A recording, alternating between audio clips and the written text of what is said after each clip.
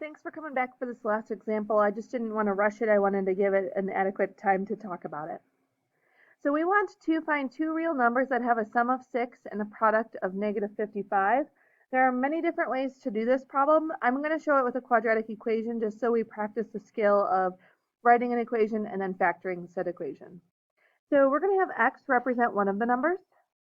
If these two numbers are supposed to add up to 6, if we know what one of the numbers is, we can subtract that number from 6 to find the other one.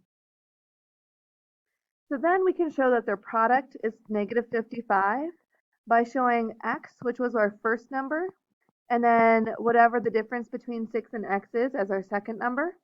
Those two multiplied together equal negative 55. So we're going to go ahead and distribute. We get 6x minus x squared equals negative 55.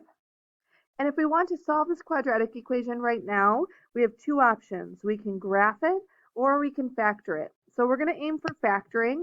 I'm going to move the x squared and the 6x over. So I get a positive x squared minus 6x minus 55. So we're looking for what multiplies to get 55 and then adds to get negative 6. So we end up with x minus 11 and x plus 5. So to solve by factoring, you're going to take each of those parts and set them equal to 0. And when you do that, you get x equals 11 and x equals negative 5.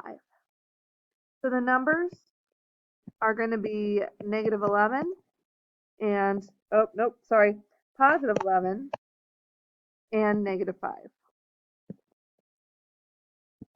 So thank you very much for listening. If you have questions, we can definitely go over those when I see you next. Bye.